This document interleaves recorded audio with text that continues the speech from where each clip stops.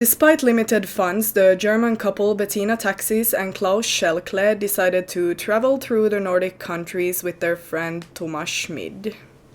The trio boarded the cruise ship Viking Sally on the 28th of July 1987 to cross over the sea from Sweden to Finland.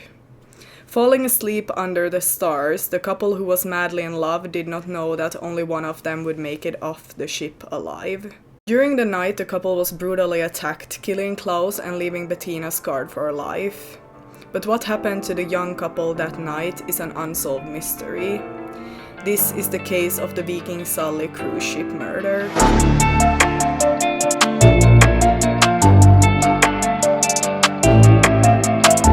Hello everyone and welcome to my channel. My name is Elin and on this channel I cover true crime cases that have occurred in the Nordic countries. There are no content warnings for this video, so we can just jump straight into the case. If you like my channel, please subscribe, and now let's get into the case that happened on the sea between Sweden and Finland. So Viking Sally was a cruise ship that provided daily cruise ferry trips between Sweden, Finland and Åland. And for those of you who don't know, Åland is a little island between Sweden and Finland. The cruise ship was built in 1980 in Germany for a Finnish company and soon became a part of the Viking Line ferries. Viking Sally had the capacity for about 2,000 passengers and 400 vehicles and a crew of approximately 200, which made the ship larger built than other cruise ships at the time. For 6 years, the ship sailed daily without any major incidents. But in 1986, a passenger was murdered by another passenger on Viking Sally, and this happened only a year before the events in today's case. Viking Sally kept on cruising for various companies until 1993. It was then renamed MS Estonia and started cruising in the Baltic Sea between Sweden, Finland and Estonia. MS Estonia sank in the Baltic Sea in 1994, claiming 852 lives in one of the worst disasters at sea during that time century. The official report concluded that the bow door had separated from the vessel and the ship quickly started taking in water. A full-scale emergency was not declared for 90 minutes, and the crew has been highly criticized for failing to notice the water entering the boat as well as not helping the passengers.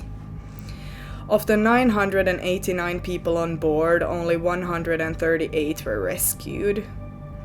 It's one of the deadliest sinkings of a European ship after Titanic in 1912 and Empress of Ireland in 1914.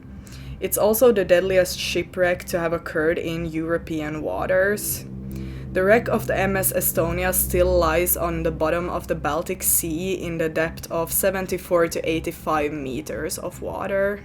But today's case takes place on the 28th of July 1987 when the ship was still called Viking Sally and was going on its usual route from Sweden to Finland. So Klaus Schelkle and Bettina Taxis were two German students who were in a relationship with each other. Klaus Schelkle, who was 20 years old, was born in 1967, and Bettina Taxis, who was 22 years old, was born in 1965. Klaus and Bettina met less than a year before the incident in a nightclub, and they straight away fell for each other, so their relationship moved pretty fast and they already had plans for the future together. Klaus was studying mechanics and Bettina was working with some kind of visual work. Together with Klaus' friend Thomas Schmid, they had decided to travel the Nordic countries on an interrail pass and were planning to travel from West Germany to Sweden, crossing over a ferry to Finland, continuing up through Finland to Lapland and returning south along the coast of Norway. In Finland, they had plans to go sightseeing, drink beer, and also to attend a music festival. So Klaus and Thomas had been friends for years, and they were both members of a football club in Germany and also studied mechanics together. Thomas has told a Finnish newspaper that he can't remember how the idea for the trip came up, but it was spontaneous and it took them a while to save up money for it. So Klaus, Bettina and Thomas boarded Viking Sally from Stockholm in the late evening of 27th of July 1987. Klaus and Bettina were described as very social and outgoing, so they met a lot of people on the boat that night. They were talking to or hanging out with a young British man on his way to meet a Finnish woman, as well as a Finnish car parts dealer returning from a business trip in Germany. Klaus and the Finnish car parts dealer connected through their love for cars and gave each other their contact information as they decided to meet up again in the morning. Thomas was described as more reserved than Klaus and Bettina, and he was not as interested in the cruise ship atmosphere as the other two. The three of them did not have very much money for the trip, which is probably why they were not sleeping in cabins and they were instead sleeping in a public area. So at around 1 o'clock on the night of the 28th of July, Klaus and Bettina decided to go to sleep and picked up their sleeping bags from inside of the ship. Thomas was already asleep in a public area, and he was also watching their backpacks and other belongings as he wanted Klaus and Bettina to get some alone time. The couple headed for the 9th deck at the rear of the ship, where they had earlier found a sheltered spot next to the ship's helipad. Their chosen location was pretty dark because of a broken lamp, and it was out on the deck, so it was completely open air. Klaus and Bettina wanted to sleep outside as it was a beautiful summer night and they had decided to watch the sunrise the next morning together. So they were basically falling asleep under the stars.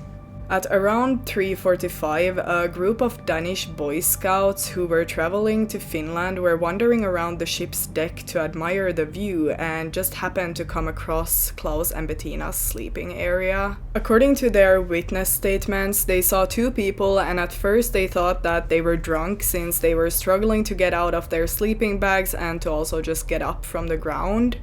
But they soon realized that both of them had serious head injuries and were barely conscious, and that the whole area was covered in blood.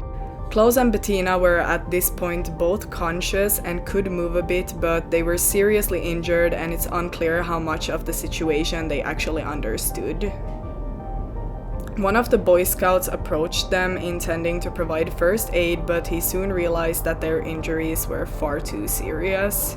So the Boy Scouts alerted to the ship's front desk, and they ordered a ship's nurse and security to the place of the attack. The nurse immediately knew that the injuries were serious and requested a rescue helicopter to fly the victims to the hospital, as she knew that they might not survive their injuries if they waited for the ship to arrive in port later that morning. At 5:48 in the morning, they arrived at the hospital where Klaus was unfortunately pronounced dead on arrival, despite the nurse's attempt to keep him alive during the helicopter flight. He had massive injuries to the back of his head, and there was nothing that they could do. Bettina was also in very critical condition with similar injuries, and this was from heavy blows to her head. A chief investigator later described the attack as particularly violent. So the first police investigators arrived at the ship at 6:30 while the ship was still at sea, with the same helicopter that had transported the victims to the hospital. When the ship arrived in Finland, the police had it surrounded, aiming to somehow stop the perpetrator, who they thought was still on board. The police planned to interview and record all passengers who came off the ship, but they soon realized that this was not possible because there were just far too much people on board that day, so they decided to let families with children and elderly people go. They had also detained persons of interest, including the victim's friend Thomas, but he was soon ruled out as a suspect. The young British man that Klaus and Bettina had met on the boat that night was also detained, as he was found in the morning with bloody clothes, but he claimed that this was from a nosebleed. This man had been drinking a lot on the boat that night and had overall been very messy. The British man was interviewed repeatedly until forensic studies confirmed that the blood on his clothes was almost certainly his, but basically because of the forensic technology back then, it's not sure if this was actually his blood or not. The police struggled to find a motive for the attack, as it was neither financial nor sexual. One thing that I also want to mention is that the Danish boys gave very contradicting stories, and they had also been disturbing other passengers that night on the boat. In August of 1987, so not long after the incident, local fishermen discovered a plastic bag full of clothes only 200 meters from the sea route that the ferries use. The fishermen first left it there, but when they returned a year later and realized that the bag of clothes was still there, they actually gave it to the police. Investigators published the bag's contents, and there was a glove found with initials HK, size 41 shoes, light colored shorts, and a red jumper, and at least some of the clothes were made in Finland.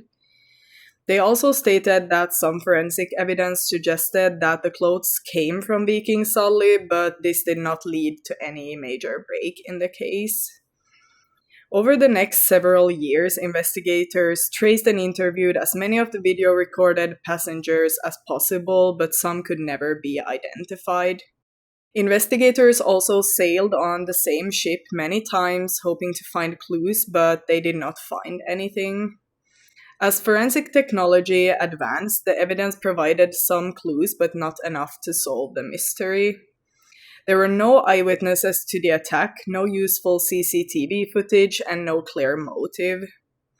Bettina unfortunately did not remember anything from the attack, which made solving the case even more frustrating. I do also want to add that some investigators have claimed that Bettina was not cooperating with the police, but from my point of view, it's possible that she was just traumatized from the attack. Despite their efforts, the investigation stopped in the 1990s and the case went cold. After many years, in 2016, a man allegedly confessed to the murder to two Finnish police officers and told them what weapon was used, but he later took back this confession under formal questioning. In 2019, the police revealed that they had a prime suspect in the case, but they did not reveal his age, gender, or nationality. They did, however, confirm that the person was alive and thought to have acted alone, and they also later added that he probably did not know the victim, so it was basically a random attack. In September of 2020, the police finally announced that they have solved the case and were passing it on to prosecutors. In December of 2020, homicide charges were filed against a Danish man born in 1969 named Herman Himle, who at the time of the attack was an 18-year-old scout and passenger at the Viking Sally. Herman was traveling to Finland to attend a Mormon scout camp and was initially believed to be a key witness, as he was one of the boys who discovered and tried to help the victims. Herman was the man who had allegedly confessed to the murder earlier, making him a prime suspect in the case. The trial started on the 24th of May 2021 in Finland, and the charges were murder and attempted murder. This was 34 years after the attack happened on the Viking Sally. The prosecutors noted that the crime was exceptionally cruel and wanted Herman to be sentenced to life in prison for the crime. They also said that a hammer-like weapon was used and thrown overboard, even though the weapon has never been found. Herman denied all charges, and his defense lawyer said that the comments about his previous confession did not prove his guilt. The judges dismissed the prosecution's case, stating that the alleged confession did not mean that Herman's guilt could be considered proven or even probable. The confession had been made without a defense lawyer or witness, which basically made it useless in court, which is pretty frustrating. Another setback for the prosecution was the refusal of Herman's ex-wife to give evidence at the trial. She had told police during the investigation that she had received a series of abusive messages from him in 2015, where he claimed that he had killed before and that he might be evil. He has also been in prison for threats and attempted abuse towards his ex-wife in 2017 after he threw homemade bombs into her bedroom. So she was a key witness and was supposed to testify, but she refused. In June 2021, Herman Himle was acquitted of all charges. The judges said that the prosecution had failed to prove that Herman had a motive for the attack and was the only person on board the ship who had the opportunity to commit the crime. The court also ordered the Finnish state to pay Herman €3,000 in compensation. The prosecutors appealed this, and the case appeared in the Court of Appeal in June of 2022.